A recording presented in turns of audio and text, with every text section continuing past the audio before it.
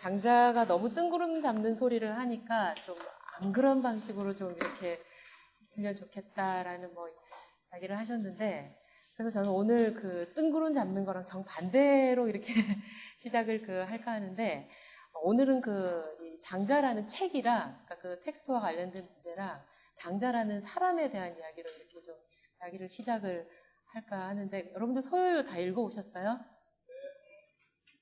책들은 다 가지고 오신 건 아닌 것 같아요. 다음 시간부터는 이렇게 책들을 어떤 번역본이든 상관없으니까 좀 이렇게 가지고 와가지고 이렇게 보면서 이렇게 좀 했으면 좋겠어요. 오늘 그 텍스트 문제부터 조금 이야기를 하고 이렇게 시작을 했으면 좋겠는데, 이 책 보면 앞에 우리 제일 먼저 목차 보죠. 목차에 보면 뭐 장자 1이라고 나와 있는 책은 모르겠는데, 검은 책 같은 경우에는 다 번역이 돼 있는 거예요. 번역돼 있는데, 보면 총 그 장자가 33편으로 이루어져 있습니다. 33개의 이 챕터로 이렇게 되어 있는데, 이걸 흔히 우리가 또 크게 3개로 이렇게 나눠가지고, 내편, 외편, 자편이라고 불러요. 그러니까 되게 보면 장자 1이라고 되어 있는 번역은 대개가 내편만 번역한 거예요.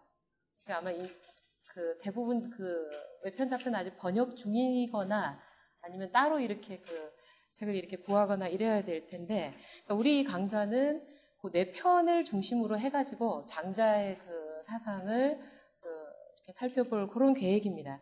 근데 우리가 왜 이 장자의 이 세 부분이나 있고 또 33개의 챕터로 되어 있는데도 왜 7개의 편으로 되어 있는 내 편을 이렇게 보느냐, 이 내 편을 본다고 할 때 이게 어떤 의미를 갖느냐, 처음에 시작하는 부분이니까 그냥 내 편을 읽는다 이런 문제가 아니라 내 편을 읽을 때는 특별히 어떤 이유가 있는 거거든요. 그래서 그 이야기를 조금 먼저 짚어볼 필요가 있는 것 같은데, 사실 우리가 장자라는 책을 읽을 때 그런 것들을 사실 무시해요. 그냥 맨 앞부터 그냥 이렇게 쭉 읽어가게 되죠. 그러면서 그냥 이렇게 뚜루루 그렇게 내편, 외편, 자편을 그냥 마치 한 사람이 어떤 이렇게 쭉 자기 사상을 이렇게 일관되게 쭉 쓴 것처럼 생각을 해가지고 그냥 쭉 읽어가게 되는데, 사실 그렇게 읽어가면 장자는 우리가 책 속에서 십중팔구 길을 잃게 되는 그런 책이에요. 그래서 우선 이런 물음으로부터 이렇게 시작을 하는 게 좋을 것 같은데, 이 장자라는 책은 누가 썼죠?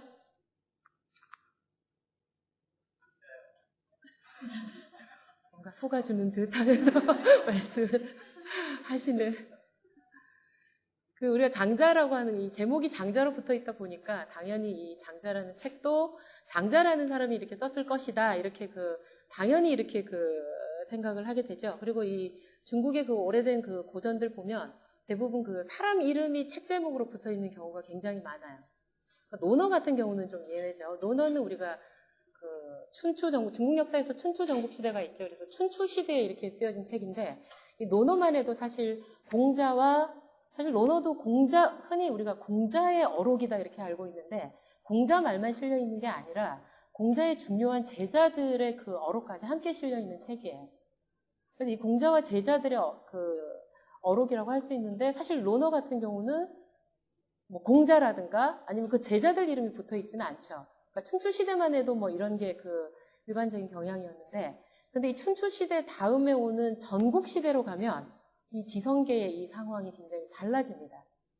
우리 전국 시대 이야기하면서 흔히 하는 이야기가 제자백가라는 거죠. 뭐 백화, 쟁명을 했다, 뭐 제자백가들이 나왔다라고 이렇게 하면서 전국시대 특징을 사실 뭐 이렇게 2개를 꼽으라라고 하면, 하나는 전쟁이고, 전국이라는 말 자체가 사실 온 나라들이 전쟁을 한다는 거죠.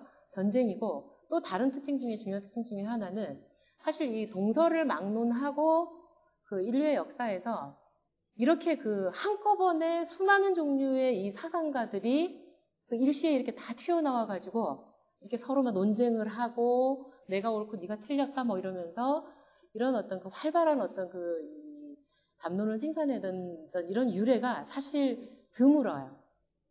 그래서 이 시대는, 전국 시대는 시대적인 특징 자체가 사상가들이 그 시대를 특징 짓는 그런 시대였다는 거죠. 그랬을 뿐만 아니라 이 사상가들이 현실적이고 어떤 정치적인 힘을 가지고 그 활동을 할 수 있었던 굉장히 또 드문 그 사례 중에 하나야. 우리는 사상가들은 뭔가 이렇게 현실과 이렇게 뭔가 이렇게 거리를 유지하기 싫어도 유지할 수밖에 없는 운명인 것처럼 이렇게 되는데 이 전국시대는 그렇지 않았다는 거죠. 뭐 여러 가지 뭐 시대적인 그 상황이 있겠지만 그래서 이 전국시대에 이렇게 오게 되면 특징들이 논어처럼 이런 제목들을 취하는 게 아니라 그 사람 이름을 책 제목으로 취하는 그런 경우가 대부분이에요. 그래서 우리 그 많이 알고 있는 고전들 있죠. 노자, 뭐 장자도 그렇고 또 맹자. 그것도 뭐 있을까요? 뭐 많죠. 묵자, 순자, 또 뭐 한비자, 뭐 여러 가지 있죠. 근데 이런 어떤 그 전국시대에 이렇게 그 사람 이름으로 된 그 책들을 우리가 대하게 되면 우리도 모르게 이렇게 그 책은 암암리 우리가 어떤 생각을 하냐면 그 책 이름으로 나와 있는 그 사람이 그 책을 썼을 것이다. 아무렇지도 않게 그냥 그런 생각들을 하게 되죠. 그럼 만약에 다른 사람이 그 제자들이 만약에 그 책을 썼다라고 하더라도 최소한 그 책은 그 이름으로 나와 있는 사람의 사상을 기록을 했거나 충실하게 기록을 했거나 아니면 그 사람의 사상이 그 책에 담겨 있을 것이다 라고 이렇게 생각을 하게 돼요. 요즘 책은 그렇죠. 내 이름으로 이렇게 책을 냈으면 그건 온전히 내 책이죠. 그리고 그 책에 대한 모든 사상의 책임이 나한테 있어요. 특별히 뭐 대피를 하거나 요새 문제가 되는 뭐 표절을 하지 않는 이상 그 사람 그 저자와 그 책은 함께 가는 거죠. 근데 제가 좀 다른 학자 이야기를 미국의 마크 루이스라는 어떤 그 학자가 있어요. 최근에 보니까 이 사람이 그 책이 번역이 됐던데 저는 원서로 굉장히 힘들게 읽었는데 고대 중국의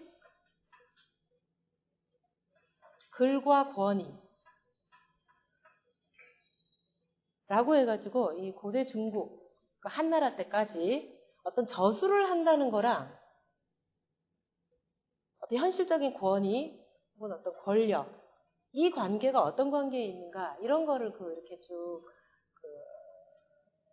해놓은 중심으로 가는 그런 책인데 이 마크 루이스라는 사람이 어떤 이야기를 하냐면 전국 시대의 하나의 학파 우리 제자 백가할 때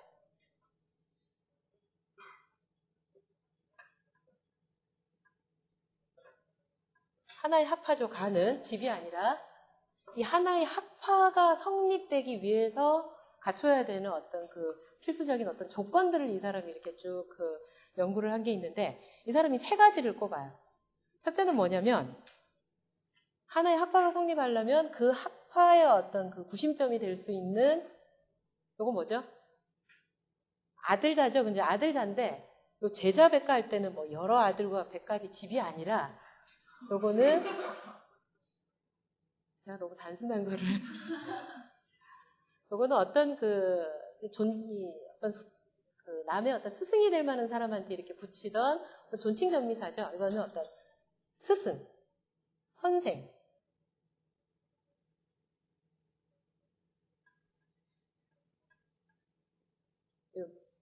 메스터의 자격이 있는 이런 사람한테 붙이던 칭호였죠.